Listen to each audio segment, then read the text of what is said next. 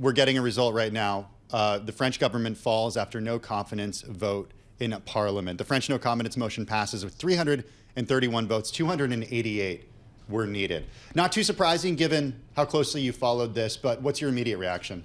I mean, look, it means there wasn't any defections. Michel Barnier's call for responsibility doesn't seem to have won over any of the MPs he was hoping. He was particularly targeting the centre-left party, the Socialist Party, who've been in government in France many times in recent history. The question of whether or not some of those MPs might be willing to abstain, for example, from this vote to try and save the government. He doesn't seem to have convinced them with this message. That's the number in and around what we expected, because it's basically, if you add together the left-wing alliance and Marine Le Pen's far-right National Rally, those parties put together give us that total of in and around 330. So it looks like that they didn't manage to convince anyone to cross the line.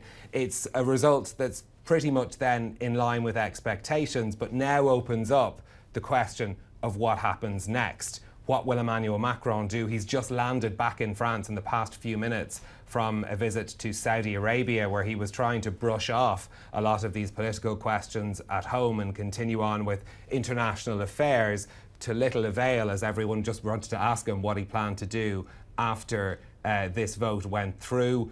He had been asked on many occasions whether or not he might resign, and he says that's not an issue. It's not even in question that he would do that. Of course, his term runs till 2027. So we now set ourselves up for the timeline where the French president can take as long as he likes to appoint a new government. We don't think he's going to leave it that long, but it does plunge us into a sort of political vacuum now. We'll have to have a caretaker government to keep current affairs running, but it's going to make those big challenges like dealing with the budget even more difficult.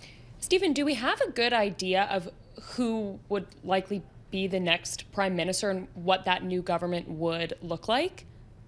We don't. There are a couple of names that have been floated around, but it's not a specific list of people that have been floated. You could imagine that Emmanuel Macron would try and pick from, if not his own political family, those who've already said that they would ally with him. There had been a question before Michel Barnier was picked as to whether he might be able to pick a politician from the Socialist Party, that centre-left party, and thus bring them into this centre alliance that he was trying to create. But they couldn't agree between the left-wing parties on the same candidate that Emmanuel Macron wanted. That was Bernard Cazeneuve, who's a former interior minister. He was the one who had been mentioned last time around. This was in the discussions that led up to Michel Barnier being picked. But the names that are out there now are in the realm of speculation. There's no rallied support around someone. There's no obvious candidate for who would take over, because the challenge facing the person who takes on that is they have the same parliamentary maths to deal with. Michel Barnier was dealt a very difficult hand. He didn't have a majority in Parliament. He did his best to try and build a way of working. He always said that he was leaving it to Parliament to be able to legislate and negotiate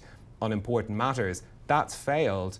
You have to ask who would be brave enough to step into those shoes, because it's a pretty nasty hand of cards to be handed. That's exactly where I want to go. We're getting some commentary from France Unbowed lawmaker Mathilde Panot, who says that, quote, finally the Barnier government has fallen along with its violent budget. Today is a historic day.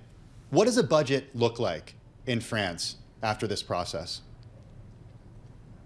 Well, look, we go into this situation where we're going to be going month to month from January. There's very little hope that even if a government was formed tomorrow that they would be able to resuscitate this current budget plan and actually get anything in place by the end of the year. So either way, when it comes to the end, the 31st of December, we're rolling into this, I suppose, minimum service French state that's going to be in place from January of next year. And that's going to bring back in those questions around tax rises for a lot of households who are paying income tax, those rises for pensions as well. And there were specific things like extra financial aid for farmers, which now won't be paid out because that won't go into the budget bill. So the next immediate step is that there will be a motion that'll need to be passed in Parliament to, I suppose, activate this temporary measures to keep the state running, the lights on, if you will. There's not expected to be any major opposition to that, because no French politician wants to be responsible for, no welfare payments being paid early next year. So there's not an expectation that we will have anything but this month-to-month situation operating from January, with a larger budget deficit and with the pressure that's going to put on France's borrowing costs in international markets as well.